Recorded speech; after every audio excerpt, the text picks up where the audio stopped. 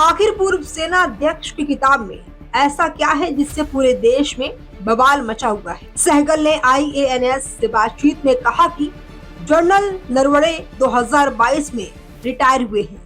देश की सुरक्षा से जुड़ी कोई भी जानकारी रिटायरमेंट के बाद 5 साल तक नहीं दी जा सकती और न ही इसका जिक्र किया जा सकता। अगर उनकी किताब में ऐसे कुछ अंश हैं जिन्हें सरकार राष्ट्रीय सुरक्षा को ध्यान में रखकर रिलीज नहीं करना चाहती है तो यह समझने योग्य है।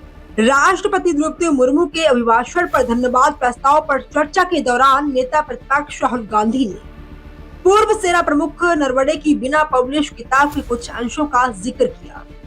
इसका जबरदस्त विरोध हुआ। इस पर रक्षा विशेषज्ञ PK सहगल ने अपनी राय दी। सहगल ने IANS से बातचीत में कहा कि जनरल नरवणे 2022 में रिटायर हुए हैं।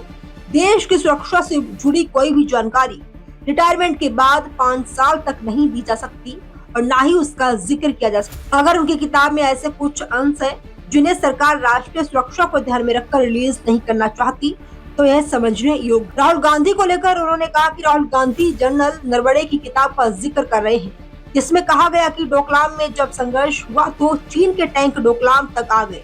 गलवान में भी टैंक बेहद करीब आ गए थे, लेकिन डोकलाम 2017 में हुआ था और 73 दिन तक स्टैंड ऑफ रहा था। असल में उस वक्त हम चीन के ऊपर हावी थे। PK सहगल के मुताबिक उस वक्त चीन कह रहा था कि हम आपको 1962 से भी बड़ी हार देंगे। उनकी मीडिया और सरकार की तरफ से रोज धमकी दी जा रही थी, लेकिन तब हमारी सरकार फौज और मीडिया की सूझबूझ दिखाई, उनकी धमकियों को दरकिनार किया और साफ किया कि भारत शांति चाहने वाला देश है। उन्होंने कहा कि तनाव के समय भारत ने साफ कर दिया था कि हम लड़ाई नहीं चाहते, लेकिन अगर लड़ाई थोपी गई तो हम हर तरह से तैयार हैं। इसके बाद 73 दिन के तनाव के बाद चीन पीछे हट गया। मुझे नहीं लगता कि चीन के टैंक वहां आए थे, क्योंकि चीन एक सड़क बनाना चाहता था जिसके जरिए वह सिलीगुड़ी कॉरिडोर पर हावी हो सकता था। वह हमारी मूवमेंट पर भी हावी हो सकता था, लेकिन हमारी फौज ने उन्हें सड़क नहीं बनाने दिया। उस समय चीन को भी पीछे हटना पड़ा। PK सहगल ने कहा कि जनरल नरवणे ने अपने कई भाषणों में अपनी किताब के कुछ अंशों का जिक्र किया है।